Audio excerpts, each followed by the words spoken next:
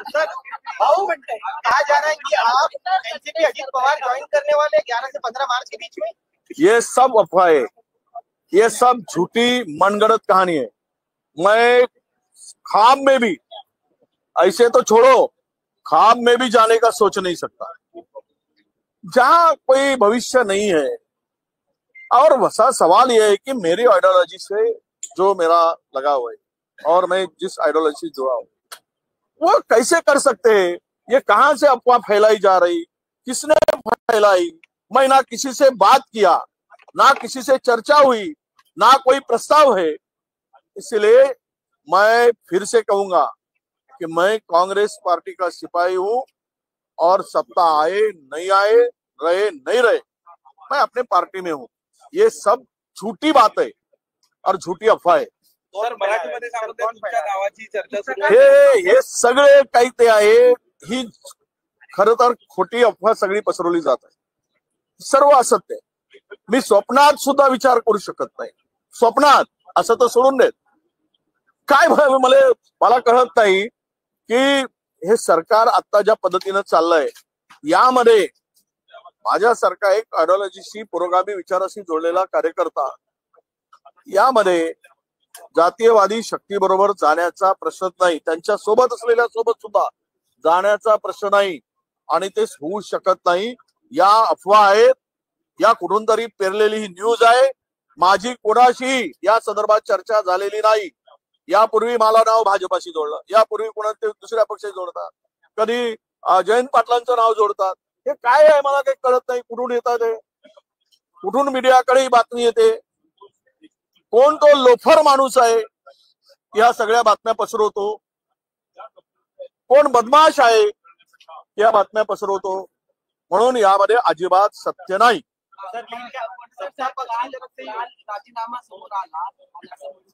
हे बघा, राज्यपालाच्या अभिभाषणावर आज चर्चा आहे। ज्या मंत्री आता आमचे 5 मंत्री काय एक एक गोष्ट सांगावा काय चाललंय सरकारमध्ये, उभा धिंगाणा म्हणतो ना, ते धिंगाणा चाललाय, धिंगाणा। एक मंत्री, पैलवान मंत्री, रोज व्यायाम करणारा, विवस्त्र फोटो एका स्त्रीला पाठवतो पश्चिम महाराष्ट्रातला, 10 दिवस जेलची हवा खाऊन येतो, त्याच्या पलीकडे जाऊन 10,000 रुपयाचा माफी मागून न्यायालयात दंड भरतो आणि मंत्री झाल्यानंतर त्या महिलेच्या मागे लागतो ब्लॅकमेल करायला। विवस्त्र फोटो पाठवलेला मंत्री जर मंत्रिमंडळात असेल आणि एक तर महाभाग उत्तर महाराष्ट्रातला मंत्री माजी राष्ट्रपतीची जमीन धापतो, म्हणजे कल्पनाच करू शकत नाही केवढी हिंमत या मंत्र्यांची। पहिली महिला राष्ट्रपती, त्यांची जमीन 26 एकर बोगस प्रमाणपत्र घेऊन आणि तो मंत्रिमंडळामध्ये मान वर करून फिरतो। यापेक्षा लज्जास्पद, यापेक्षा मला वाटतं की महाराष्ट्राच्या या मंत्रिमंडळा म्हणजे आतापर्यंत इतिहासामध्ये अशी काळ्या मंत्र्यांची, काळे धंदे करणाऱ्या मंत्र्यांची यादी रोज वाढत चालली आहे। आणि म्हणून या सगळ्या मंत्र्यांना त्या ठिकाणी मंत्रिमंडळात किंवा मंत्री म्हणून राहण्याचा अधिकार आहे का? त्यामुळे धनंजय मुंडेचा राजीनामा झालाय, कोकाटेंचा बाकी आहे, ते आज निकाल आहे, आज तो विषय आम्ही घेऊ। काल जी घटना झाली ती पूर्ण एकूण मला वाटतं की दोन्ही अबू आझमी आणि बीजेपी मुख्य मुद्द्यापासून पळवाटा करण्यासाठी हे मॅच फिक्सिंग होती आणि मॅच फिक्सिंग करून काल सभागृह सत्ताधाऱ्यांनी बंद पाडला। छत्रपती शिवरायांचा अवमान करणारा कोणी सुटता कामा नये, परंतु अबू आझमीच्या मागे जे काही सध्या सुरू आहे, केंद्रीय एजन्सी मार्फत जे काही सुरू आहे, यातून बचावासाठी बीजेपीने दिलेली स्क्रिप्ट हे अबू आझमीने वाचून दाखवली असा आमचा आरोप आहे। जर भाजपाला आणि सत्ताधाऱ्यांना थोडी लाज असेल तर कोरटकर यांनी महाराजांचा अवमान केला, छत्रपती संभाजी महाराज आणि शिवाजी महाराज। सोलापूरकर, कोश्यारी, हा विषारी बोलला, तो छिन्नम, हे सगळे जे बोलतात त्यावर यांचं तोंड का बंद असतो?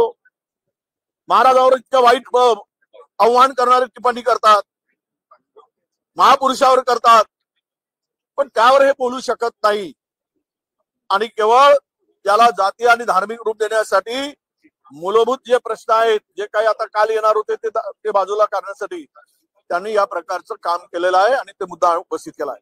माझा मूळ प्रश्न असा आहे की मी तुम्हाला मीडियाला आणि महाराष्ट्राला सांगू इच्छितो, जर आता धनंजय मुंडेला राजीनामा झाला, त्याला सह आरोपी करण्या इतपत पुरावे नक्की मिळतील आणि आहेत, ते केलं जाईल. अनेक खुनाचा उलगडा यानंतर होणार आहे. म्हणजे बिहार महाराष्ट्रात आहे की बिहारमध्ये आहे की बिहारच्याही पुढे आहे, जवळपास 142 लोक तिकडे लापता आहेत.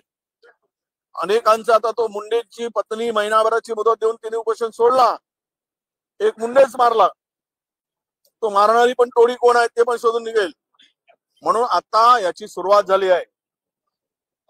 मुंडे धनंजय याच्यासारखा माणसाला आरोपी करून सजा होत नाही तोपर्यंत राजीनामा घेऊन काही फायदा होणार नाही. की मुख्यमंत्र्यांनी पुन्हा एकदा उपमुख्यमंत्री एकनाथ शिंदे यांच्यावर कुरघोडी केली. एकनाथ शिंदेंनी MSRDCच्या जॉईंट MD पदी कैलास जाधव या निवृत्त अधिकाऱ्यांची नेमणूक केली होती, त्यांना तातडीनं हटवण्यात आले. नाही, असे अनेक अधिकारी आहेत. खरं तर काल मी राज्यपालांच्या भाषणावर बोलणार आहे, पण आता तुम्हाला मुद्दाम सांग, हे काय कसलं स्वच्छ आणि उत्तम प्रशासन आहे? कॅडरच्या लोकांना बाजूला सारून नॉन कॅडरच्या लोकांची भरती करायची आणि वाटेल तो मलिदा खाऊ. तो होता ना, आता वेटिंग मध्ये आहे, भोळे नावाचा काय तो कॉर्पोरेशन मध्ये ठाण्यामध्ये होता, एडिशनल महेश आयर होता, दुसरा एक होता भोळे, हा एक होता. हे त्याला आता वेटिंगवर ठेवलाय. मग आता इथे काय दंगाना चाललाय. काल तर या राज्याच्या मुख्य सचिवांनी अमृत योजनेच्या संदर्भात यवतमाळच्या एक हायकोर्टामध्ये एफिडेव्हिट दिलाय, हायकोर्टात. आणि ते एफिडेव्हिट मध्ये कोर्टाने विचारलं की इथे जो काही गैरप्रकार झाला आहे, हा काही प्रकार झालेला आहे, याला जबाबदार कोण? तर त्या सुजाता सौनिक मॅडमनी माजी मुख्यमंत्री एकनाथ शिंदेच्या नावाने एफिडेव्हिट दिलं. कदाचित तुम्हाला माहित नसेल, आता ते आम्ही तिथे बोलणार होतो पण तुम्ही विचारलात म्हणून इथे पण बोलून टाकतो. हे जर असं चालू असेल तर महाराष्ट्र कुठल्या दिशेनं जात आहेत आणि सत्ताधाऱ्यांची दिशा तोंड किती दिशेनं जात आहेत हे या ठिकाणी दिसेल. मुख्यमंत्री के खिलाफ आज कांग्रेस पार्टी विशेषाधिकार हनन का प्रस्ताव लेकर आने वाली है. उन्होंने मुंडे के इस्तीफे की जानकारी बाहर दी मीडिया को, न कि सदन को दी पहले. नहीं, अभी इस बारे में हम बैठक लेंगे और इस पे बारे में अभी चर्चा होगी. हमारी तीनों पार्टी की बैठक है और उसमें आगे बढ़ने का निर्णय होगा. हाँ, जिस प्रकार से धनंजय मुंडे ने इस्तीफा दिया, क्या आगे और कार्रवाई की मांग करेगा धनंजय मुंडे? नहीं, हम कहा सकते, धनंजय मुंडे का तो इस्तीफा खुद सत्ताधारी मंत्री पंकजा मुंडे ने कहा कि देरी किया, इसके पहले लेना चाहिए था, उसको मंत्री नहीं बनाना चाहिए था और ये इस्तीफा लेने में देरी की गई. उन्होंने मुख्यमंत्री महोदय की तरफ उंगली दिखाया. सत्ताधारी पक्ष की मंत्री ने, कल का उनका स्टेटमेंट है, यानी उनके ही पार्टी के मुखिया के तरफ उनका इशारा था कि आप पहले क्यों नहीं लिया, अभी क्यों ले रहे, इतना देरी क्यों की गई. तो इससे सीधी बात है कि बहुत सारे प्रकरण, बहुत सारे एविडेंस को दबाने का, छुपाने का काम हुआ है. अब इनके इस्तीफे के बाद में मिलेगा, आगे बढ़ेगा और उनको आरोपी करना पड़ेगा.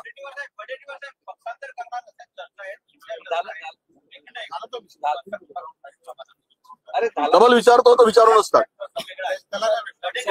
हा, या सगळ्या अफवा आहेत, या सगळ्या बकवास आहेत, यामध्ये काही तथ्य नाही. मी कोणाशी भेटलो नाही, माझा संबंध नाही आणि राष्ट्रवादी अजित पवार दादांच्या पक्षात जाण्याचा काही संबंध नाही.